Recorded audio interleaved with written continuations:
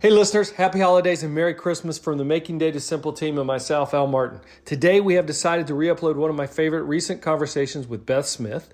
Beth defines the Watson product family for us and touches on the different industries impacted since its inception. Also, stay tuned for next week where we'll revisit one of the top performing episodes of the year. Thanks as always, have a happy holidays, and I'll talk to you on the other side. You're listening to Making Data Simple, where we make the world of data effortless, relevant, and yes, even fun.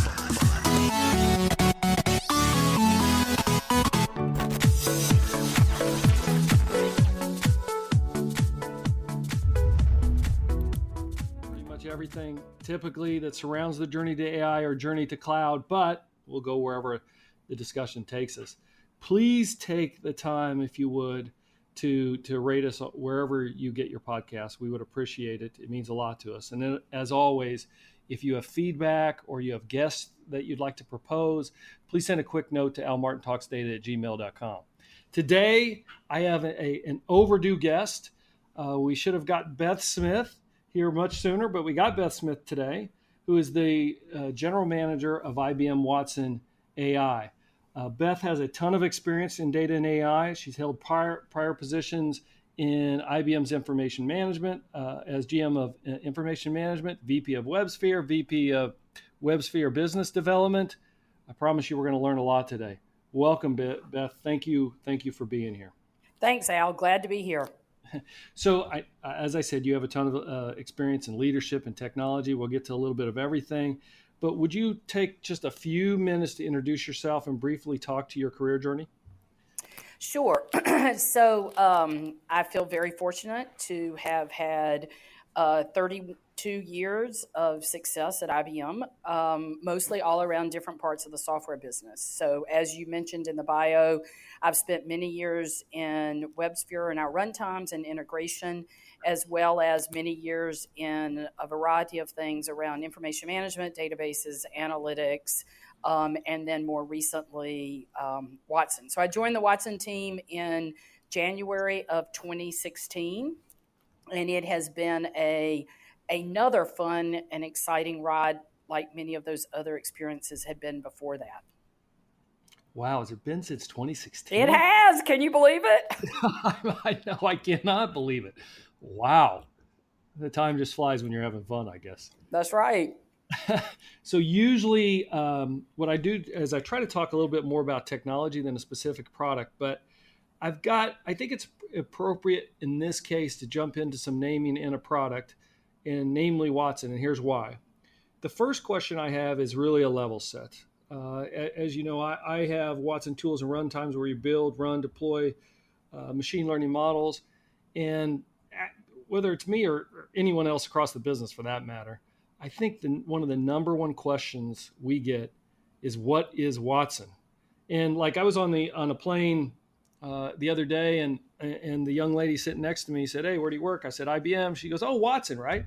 And so she associated Watson with, I think, artificial intelligence, but that's where it ended. And then I had to explain the rest of it. My simple question to you, and I don't know if it's simple, I think it should be simple, right? Is what is your point of view of Watson, what it is and what it is not? Okay, great, Al. So this is probably the most common question I get, to be frank. And it starts with Watson is IBM's commercial brand for bringing to market our artificial intelligence capabilities.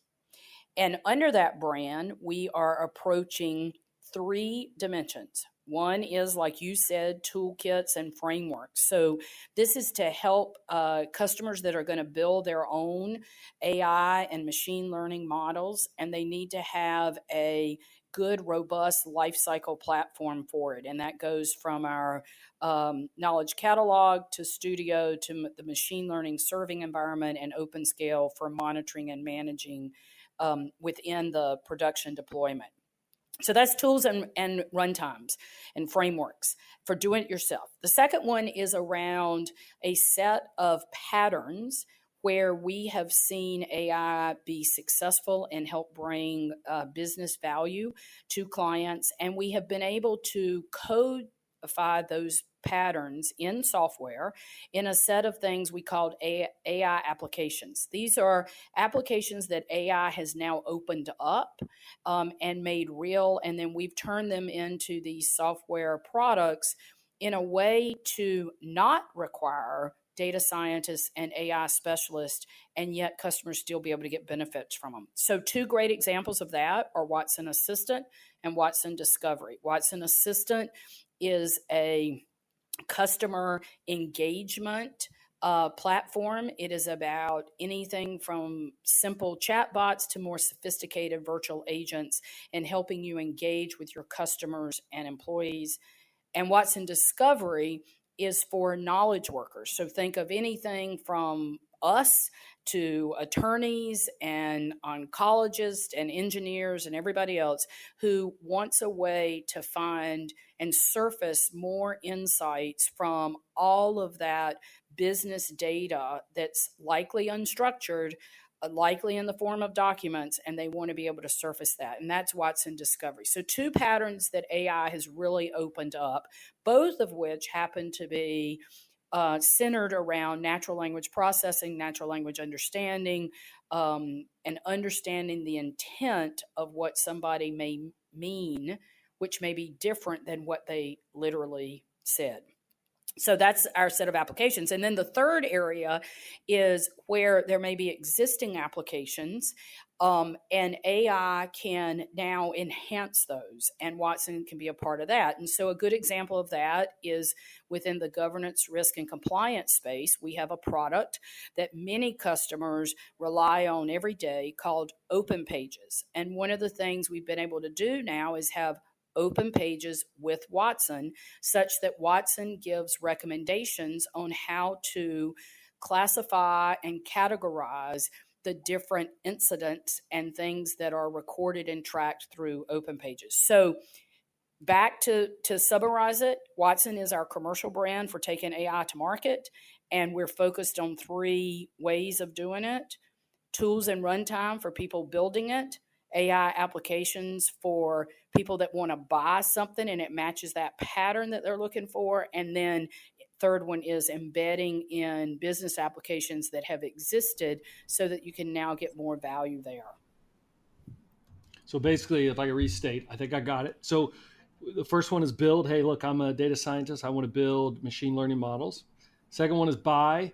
That means, look, I want a use case that's it doesn't need a data scientist. It's wrapped. It doesn't need any intervention, outside intervention. And the last one is embed. That's right. Fantastic. So I'm going to come back to those set of patterns, but I want to take a step back and ask you a question just in terms of how we got here, and that is, look, artificial intelligence has been around for a while. It's been around in the 60s. I think even in 1959, our own IBM Arthur Samuel created hash tables and had a checkers game that the computer could play checkers, and then we've done many things like Gary Kasparov. Deep Blue beat him in 1996, which is interesting, by the way. He's still troubled by that because he said it was a glitch that got him sideways. And then, we did the Jeopardy, but it's been around for a long time. Why is AI everywhere? Why is this the inflection point? What in history or what has happened that make it top of mind in every industry right now? Well, I think we have to go back to things that have made it be accessible to more things. So there's been a number of advancements in computing power and GPUs and other things that have really opened up the opportunity to be able to run those big training and inferencing jobs that makes it real and accessible for many people. It isn't something that now, only a certain number would have an environment to be able to do that. Cloud computing, frankly, opened up a lot of that too, because it meant for people that didn't have access to those kind of environments to be able to train and run their models, they could leverage things like that in the cloud. So a number of things there have opened it up. The other thing I would tell you is data and just the massive amount of data that exists today, and the fact that there's so much of it that I keep going back to this point that's unstructured. It's not fitting a schema, it's not in certain formats, it's not expecting to follow a certain pattern. And there's the opportunity now to unlock things from that. That gets into text, gets into image, gets into audio, etc. But these other technical advances are the ones that have really made it accessible to folks. Alongside that, there's been a lot of studies done that said, okay, well then what does that mean? And folks are recognizing that they can really get a competitive advantage in whatever their industry is, whatever their line of business is, by leveraging AI. In fact, there are many studies that basically say 94% or so believe they will get competitive advantage. There's been market work done that says between now and 2030, economic growth will be an additional $17 trillion based on what AI can help open up for companies. So when you think about all that and the fact that now the technology is more or less, reachable for people, then you see why there's so much interest. Now, the other thing I would tell you is I also think our times are a time when people are curious, when people like to experiment, when there's a lot of innovation around what technology can do. And I think that's also added to how people recognize, wow, this is something I need to be a part of, because I believe I can use it as a foundation for what I can do to innovate in my own company. So, I've always thought that, data, the sheer amount of data, algorithms, unique algorithms, supervised, unsupervised, that are out there, and then the plummeting price of compute and storage has contributed to this. But you make a great point on the cloud in terms of access to the environments. It makes it kind of democratizes AI, if you will. It gives everybody access to both the environment and the technology that we've never had before. And I'm with you on, even by 2021, some of the data that I'm seeing, Gartner says $2.9 trillion in business value generated by AI augmentation, and 6.2 billion hours saved. So that brings me back to Watson. So can you give us a little history lesson here? You've explained it well. You've talked to why we're here in the industry. When did, I don't even know if I have this information in terms of, you said you started in 2016 with Watson, but where did it start? Where's Watson's heritage, and how did it get from the beginnings to where it is today? So I would say the heritage really started with that Jeopardy game back in 2011, February of 2011. And that was a huge point because of the fact that it really tackled this point of natural language processing. And Jeopardy was a great way to test that, to validate that, and to show that to the public in something that people could relate to as a part of it. And of course, our research team did a fantastic job getting us to that point. And so after February, maybe even a little before February of 2011, but certainly after February of 2011, a number of folks between research and the business were focused in on what's the commercial opportunity here. And the actual Watson business unit was formed in the beginning of 2014, and it was there to say, okay, how do we work with clients on this? How can clients get benefit? What form does that benefit come in, and therefore what's the commercial value of it? And we did a number of very impressive projects with clients, and frankly learned these two patterns that I've now described in Watson Assistant and Watson Discovery. At that time, we were focused more on what I would call a monolithic application. And we didn't, these were early days in a way for some of the cloud computing architecture points and adoption points for different APIs, et cetera. And so at that point, it was really these larger applications and clients bringing those in to whatever their environment would be. But we realized that because of what cloud was doing and because it was now becoming an API economy, and that meant developers were going to want aspects of this and microservices were important, et cetera, we then took the learnings from those applications and we created a core set of APIs, cloud-based API services. And those were the microservices that brought to bear things like speech to text, text to speech, visual recognition, natural language understanding, natural language classification, et cetera, et cetera.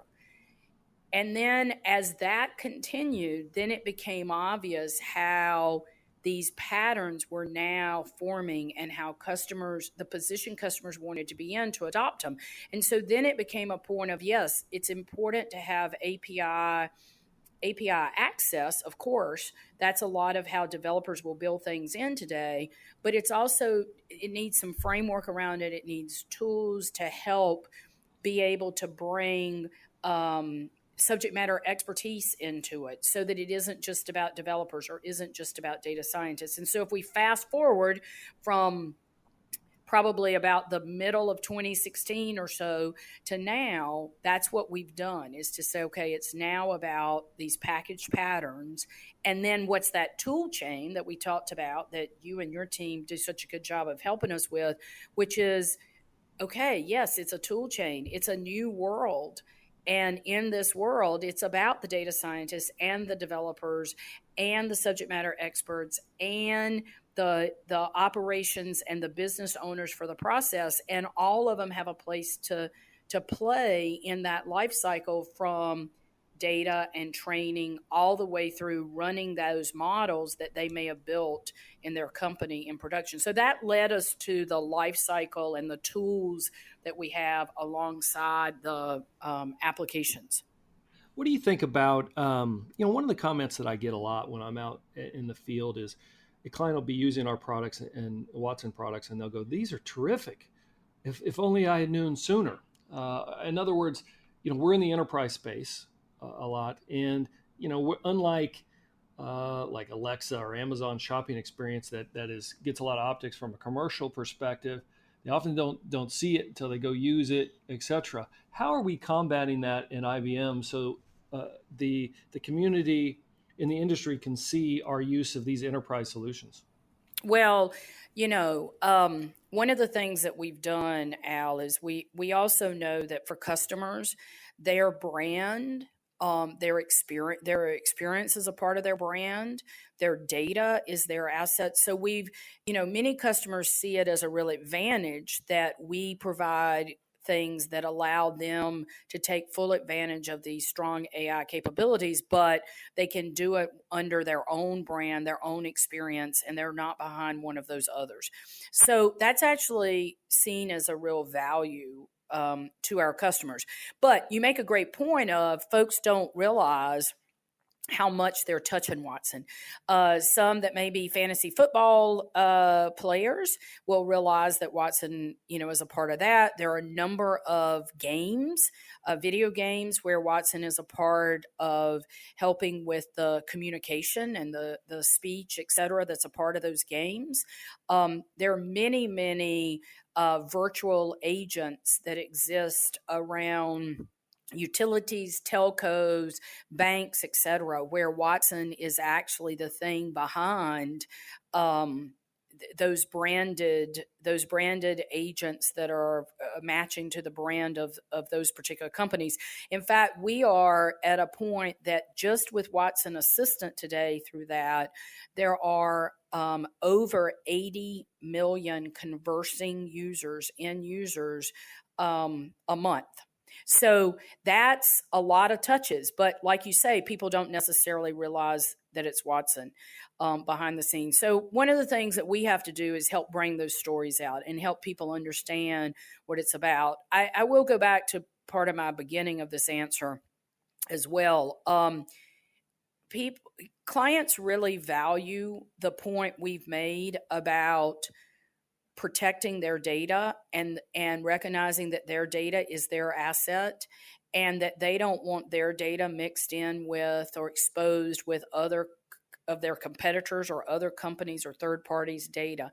And so that's another thing that they really appreciate as we help them understand what we can bring to bear is that they can get quick value, quick return from their investment, have quick projects, but in doing so, they're also basing it on what's their asset and it's protecting that asset. It's not allowing others to take advantage of that and to grow based on what they might have. I was going to ask this question later, but I'm going to ask it now. And that is because you mentioned the data and protecting data. One thing I've prided myself or IBM on is that, look, we're not out for your data. We've consciously made a ethical even decision that, look, your data is your data. We're just we're here to help you get insights. I don't know that that is pervasive across the industry, unfortunately, though. Everybody's trying to get at data because obviously the more data you have, the better decisions you can make. And maybe not all of it's malicious because, it's kind of like DNA. If everybody puts their DNA in a pool, we could probably make some pretty damn good decisions. However, that's kind of, it's an invasion of privacy at the same time. So I guess what I'm trying to say, Beth, is one concern I have. Some people out there are worried about the Terminator. I'm not concerned about that at all. But one concern that I do have is the access that the industry is going after data and how different countries have different policy rights, et cetera. And I think that's going to be, and the ethics around it, I think that's the kind of the dilemma of our time right now. Well, what do you think? So there's a lot of stuff in that question. So so let me start with one kind of simple example. So if you think about it, I'm sure you and I both, and many of the listeners here, when they're searching in the public domain for things, they will Google. And when you Google something, and then I come behind you, even if I'm Googling something different, I benefit from what you did. And we do that, and we're okay doing that because of the value that we get from that, and that's a positive. And so that's a very oversimplified example of your data, so what you searched for, being mixed in to help me. Now, contrast that with you're a company and your customers are interacting with you, and you do not want the next company, which could very well be your competitor, to be able to deliver a better customer experience to their customers and potentially your customers because they leverage something that your customers did with you. So it just puts it in a different frame. And I think, that's what clients realize. They know that interaction is important. You can take it into a lot of other examples when there's a lot of business documents that are not available to be able to be searched the same way. And how do you get benefit of accessing those, et cetera? So that would be just kind of one point to your question. The other point that I would offer up is, I'm asked a lot to talk about ethics of AI. And I go back to our principles. IBM published principles several years ago now that are called Principles of Trust and Transparency. And it's 3 things. And it's one, that AI will be used to augment humans. It is used to help human professionals, et cetera, do what they're trying to do. Second one is the data and the insights from that are yours, and that we will be transparent about that. And then the third one is that AI systems need to be transparent and explainable. So that gets into, do you know what's happening in that black box? Do you have lineage from the model that's running? the decision that was made, what version of model, what version of training data was used, etc. Do you understand if it's becoming biased or is biased? Can you explain what the features were that caused the model to give the answer it gave? Can you also explain what would be the least thing that would have to change in order for that model to have given a different answer? Those are all things that bring to life this point of AI systems need to be transparent and explainable. So augment humans, data and insights are yours, and AI systems need to be transparent and explainable. Those are our principles. Therefore, those principles are what guide us as we are creating our offerings, as we're adding tools to help customers be able to get the benefit from this. But as a part of that, we also think it's important for us to help governments and groups around the world better appreciate what the technology can do, how to have where there may be the need for precision regulation and that sort of thing. So if I just give you an example, in I think it was April of this year, the EU published a set of guidelines around AI, and our research team had people helping advise them on that. That's a part of what we believe is a part of our corporate responsibility, but we also think that that's a way that then folks can become a lot more knowledgeable about these technology and then guide themselves to what the right way of guiding the use of it should be. We also published something earlier this week on this point of view around precision regulation and the fact that you really you don't want to put forth a regulation that wipes out all the ability to innovate and get the value from innovation. You want to focus regulations around things that would be bad and harmful while not stifling the innovation otherwise. So I would say all those things kind of come to my mind when you ask that question. It does go back to the data and why you really don't want your data to be mixed with others. It's about, some real principles. In fact, as we published our principles, we've been clear. We encourage others to adopt ours. We feel like they really help us all do a better job with bringing this technology to bear. It is about, then helping agencies understand and be able to, focus those guidelines. And we think that really wraps up to a point of view that is about precision regulation that is grounded in understanding the capability and the use cases. Wow, that's a fantastic answer. Nicely done, Beth. And if I could restate just a little bit, here's what I heard from you in terms of our principles. It's augmented intelligence versus really artificial intelligence. It's data is yours. AI systems that are transparent and explainable, which to me means explainable, fair, accurate, open. The interesting thing, so that's why again I'm very proud of IBM in this endeavor. Boy, I'm worried about the larger the larger world in many cases. And I think the interesting thing is the humanities are becoming more and more important. Imagine if you're going to have an autonomous car that's going to have to make a decision that's life or death, and it's doing it based on statistics. Do I swerve in this direction or swerve in this direction based on how many people I may hurt or something? That's going to get interesting.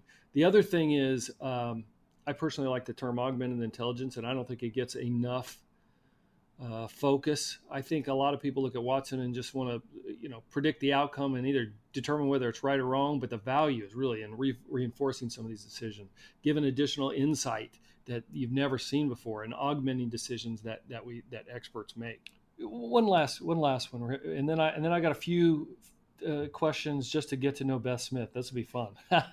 The last question I have is: if we had this conversation 3 years from now, 3 years in the future, what do you think? What do you think is going to be different, or where do you think we'll be at? Well, I don't think we'll be at that 5% deployment, widespread deployment. I think there'll be definitely double digits on that.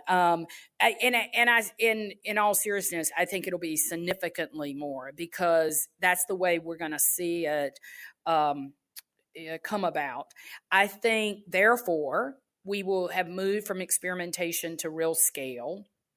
Employee superpowers and those digital workers will become just second nature. It'll become much more common as a part of it. And I think we will see more and more points of automation and optimization in the business processes, business workflows that we all operate within every day, that will also open up new innovations for us in our businesses. I would say stay tuned, because, there's a lot of possibility. There's a lot of work being proven out now that helps open that up. And I do think people are ready to take advantage of this. You're a natural at this, Beth. You know this? Very nice. All right. So look, I've got to go through the listeners always like it when I finish a little bit of get to know Beth Smith. So you got to be vulnerable here. I'll do some just some quick hits of questions I have for you. You ready? Yeah. They're easy, particularly to start. Hey, look, first one is around women in technology. I've got 3 daughters of my own, and unfortunately, none of them are in tech. Now they're pharmacy, law, and audiology, so not bad. So they're doing okay. Yeah, That's they're doing right. all right. They're doing all right. But my question for you is, what is your advice for women that are considering getting into tech today? Oh boy. So, I love it. I always have. If you do, then embrace it, but bring your true self to it. It is not about, I guess, on this topic, I would tell you, when I started 32 years ago, it was about it's a man's world. It's a man's profession. And so it was about sort of trying to mimic how you think men would think or communicate or that sort of thing. And that's not true anymore. And I think we all value differences. And they're not just ethnicity and gender, but there's other kinds of differences that we've all learned to value. So go for it and embrace who your authentic self is, and be just a continuous learner, because one of the things with technology is things are changing about it every day. And that, I think, is a part of what makes it exciting and challenging, but it's an important thing to stay connected with as well. Well said. We don't need any more. Speaking from a guy, we still don't need any more male thinkers. We're good. What are you most proud of outside of your family? Outside of my family? What do you mean by that? I mean, it can't be your family, because it can be your family, but because what'll happen is everybody says their family, which I understand, but I'm trying to get like a little different view. Okay, let me see. Wow, that's a hard question. I'm proud of. Well, actually, the thing I'm the most proud of is the impact I have had on future leaders. Some of those future leaders are leaders today, so I don't mean future from here. But the thing that I would say I'm the most proud of is how I've been able to offer experiences and reflection to help really kind of grow people and give them new opportunities. And, it's a proud moment when I see them doing great, interesting things. I got a text message yesterday from somebody that I wish still worked with us, but has gone to do a different challenge. And it was just so rewarding to hear the accomplishment that he had made in just a short amount of time. So I would say that would be, the thing that I'm the most proud of. Nice. All right. So you walk out of your office right now. There's $10 million there right for you. You can keep it. What are you going to do with it?